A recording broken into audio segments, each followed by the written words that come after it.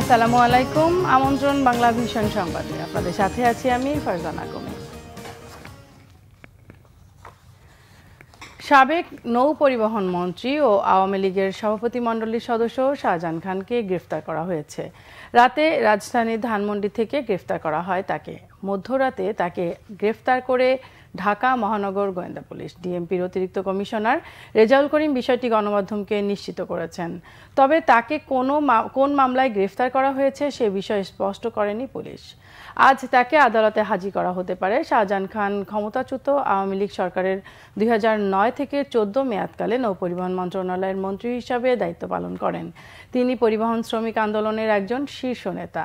তিনি বিভিন্ন সময় মাদারীপুর 2 আসন থেকে সংসদ সদস্য নির্বাচিত হয়েছিলেন। রাজধানী ঢাকা সহ দেশের যে কোনো স্থানে বিএনপির বিভিন্ন সভা সমাবেশ পণ্ড করতে তার ইন্ধনে পরিবহন ধর্মঘট করার বিষয়টি ব্যাপকভাবে আলোচিত সমালোচিত বিষয়ে পরিণত হয়েছিল। রংপুরের বেগম রোকেয়া বিশ্ববিদ্যালয় খুললেও উপস্থিতি তেমন নেই। ভেঙে পড়েছে প্রশাসনিক কাঠামো। আবু সাইদ হত্যার দায় এড়াতে পদত্যাগের হিড়িক পড়েছে দপ্তর ও বিভাগীয় প্রধানদের। শিক্ষার্থীরা বলছেন, অনিশ্চয়তা আর সহপাঠী হারানোর বেদনায় ক্যাম্পাস এখনও প্রাণহীন। রংপুর থেকে জুয়েল আহমেদের রিপোর্ট, ক্যামেরায় ছিলেন শাহনাজ জনি। ভাদ্রের ঝিরিঝিরি বৃষ্টিতে বেগম রোকেয়া বিশ্ববিদ্যালয়ের গাছগুলো সজীব হলেও ক্যাম্পাস যেন প্রাণহীন। নেই চঞ্চলতা, দপ্তরগুলো ফাঁকা। পেনশন নিয়ে শিক্ষকদের আর কোটা ও সরকার পতনে বৈষম্যবিরোধী ছাত্র আন্দোলনে গেল 1 মাস ধরে ক্লাস নেই কোনো বিভাগে। বিশ্ববিদ্যালয় খুললেও উপস্থিতি কম। শারীরিক ও মানসিকভাবে ভেঙে পড়েছেন অনেক শিক্ষার্থী। এখনো ক্লাসগুলো শুরু হচ্ছে না ঠিকমতো, এবং ক্লাসগুলো প্রপারলি শুরু না হলে আমরা আবার পিছায় পড়তেছি। পিসি থেকে শুরু করে প্রশাসনিক কাঠামো খুবই ভালো একটা কাঠামো তৈরি হয়, এবং বাংলাদেশের যতগুলো বিশ্ববিদ্যালয়ের অভিভাবক শূন্য তাদেরকে যদি খুব শীঘ্রই নিয়োগ দেওয়া হয় তাহলে আমার মনে হয় যে বিশ্ববিদ্যালয় প্রাণ ফিরে পাবে। শিক্ষকরা বলছেন, শিক্ষার্থীদের মনের ক্ষত কাটিয়ে উঠতে সময় লাগবে। কাউন্সেলিং করছেন তারা।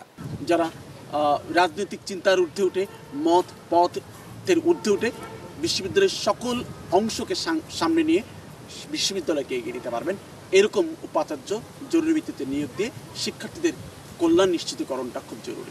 বিশিষ্টজনরা বলছেন, রাজনৈতিক লেজুর ভিত্তির কারণে স্বতন্ত্র প্রতিষ্ঠানটি হয়েছিল ভিসি নির্ভর। তাদের স্বেচ্ছাচারিতা ও অনিয়মে সংকটে প্রতিষ্ঠানটি। যে বিশ্ববিদ্যালয়ের শিক্ষকদের যে নৈতিক চরিত্রগত জায়গা একটি থাকা দরকার, সেই জায়গাটি যে নেই সেটি সম্পূর্ণরূপে উন্মোচিত হয়ে গেছে। সম্পূর্ণরূপে আমরা উন্মোচিত হতে দেখেছি এবং আমাদের সন্তানেরা সেটি উন্মোচন হতে দেখেছে।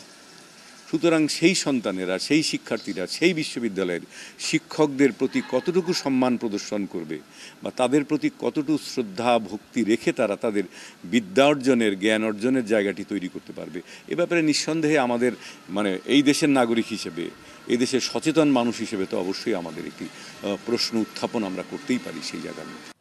শেখ হাসিনা সরকারের পতনের পর বিশ্ববিদ্যালয়ে VC doctor Hasibur Rashid, treasurer, পরিচালক, প্রক্টর, ছাত্র উপদেষ্টা সহ সিংহভাগ দপ্তর প্রধানরা পদত্যাগ করেছেন।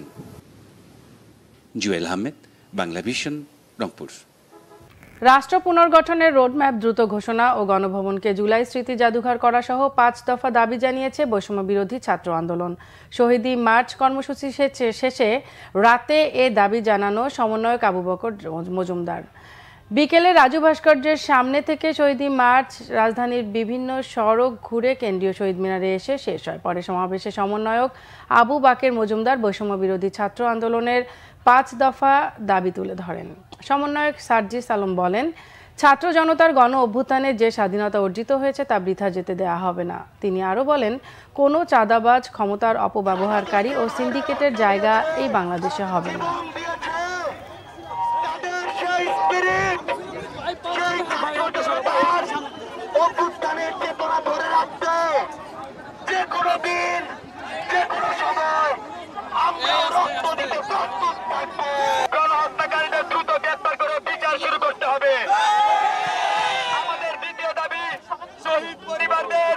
আর্থিক ও আইনি সহযোগিতা দ্রুত নিশ্চিত করতে হবে। আমাদের তৃতীয় দাবি,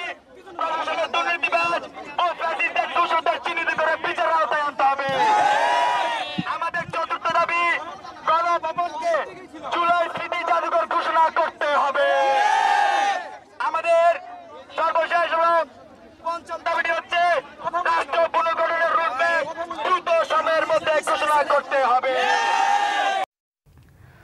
গণভবনকে জুলাই অভ্যুত্থানের স্মৃতি জাদুঘর হিসেবে গণমানুষের জন্য উন্মুক্ত করে রাখা হবে বলে জানিয়েছেন উপদেষ্টা আসিফ মাহমুদ। ছাত্র জনতার বিপ্লবের 1 মাস ও উপদেষ্টা পরিষদের বৈঠক নিয়ে ব্রিফিংয়ে উপদেষ্টা আসিফ মাহমুদ একথা জানান। তিনি বলেন, জুলাইয়ের গণ অভ্যুত্থানের শহীদদের তালিকা করা হয়েছে। শহীদ পরিবারগুলোর সাথে প্রধান উপদেষ্টা দেখা করবেন, এজন্য সম্মেলন হবে বলে জানান তিনি। স্বৈরাচারের পুনর্বাসনের জন্য অনেকেই নানা কর্মসূচি দিয়ে চেষ্টা করছে। সম্পূর্ণ বিচার প্রক্রিয়া শেষ হওয়ার আগেই এই দল বা জোটের পুনর্বাসনের সুযোগ নেই বলেও জানান আসিফ মাহমুদ। এরা রাজনীতি করতে পারবে কিনা সেটি জনগণই সিদ্ধান্ত নেবে। তার আগে আওয়ামী লীগ প্রকাশ্যে কোনো অনুষ্ঠান করতে পারবে না বলে জানান তিনি।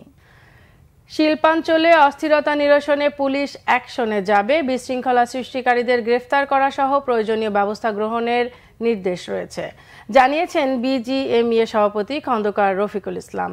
কেন্দ্রীয় ব্যাংকের গভর্নরের সাথে সাক্ষাৎ শেষে সাংবাদিকদের কাছে এসব তথ্য জানান বিজিএমইএ সভাপতি। আইন শৃঙ্খলা বাহিনীকে ম্যাজিস্ট্রেসি ক্ষমতা দেওয়া হয়েছে বলেও জানান বিজিএমইএ সভাপতি।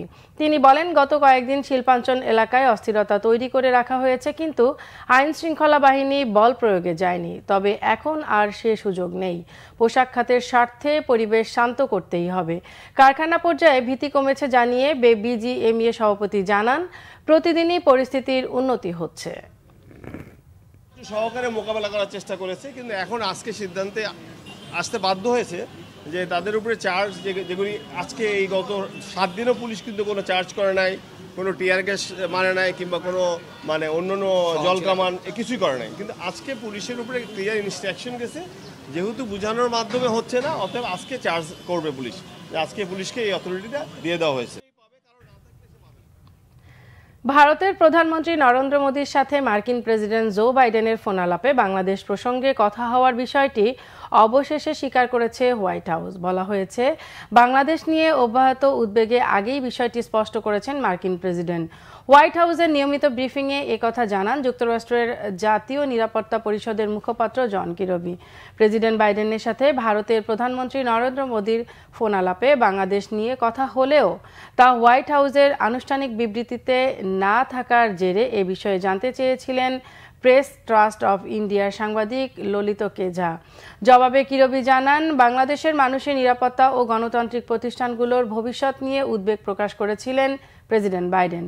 গণবিক্ষোভের মুখে 5 আগস্ট প্রধানমন্ত্রীর পদ ছেড়ে শেখ হাসিনার ভারতে পালানোর পর 26 আগস্ট আলোচিত ফোনালাপ শেষে সামাজিক মাধ্যম এক্সে স্ট্যাটাস দিয়েছিলেন মোদি। বলেছিলেন, বাংলাদেশে দ্রুত স্বাভাবিক অবস্থা ফেরানোর প্রয়োজনীয়তার জোর দিয়েছেন বাইডেনও। কথা হয়েছে বাংলাদেশের সংখ্যালঘু, বিশেষ করে হিন্দুদের নিরাপত্তা নিশ্চিতের বিষয়ে। হোয়াইট হাউসের বিবৃতিতে ইউক্রেন ও ইন্ডো প্যাসিফিক অঞ্চল নিয়ে ফোনালাপের কথা জানানো হলেও ছিল না বাংলাদেশ প্রসঙ্গ, যা ভারতকে বিব্রতকর পরিস্থিতিতে ফেলে দেয়। এই ছিল এখনকার মতো। পরের সংবাদ বেলা 12টায় দেখার আমন্ত্রণ রইল। এছাড়া বাংলা ভিশন সংবাদ ও সংবাদ সংশ্লিষ্ট অনুষ্ঠান দেখতে ভিজিট করুন www.bvnews24.com ও facebook.com/banglavisionnews এবং সাবস্ক্রাইব করুন youtube.com/banglavisionnews। এতক্ষণ সাথে থাকার জন্য ধন্যবাদ সবাইকে।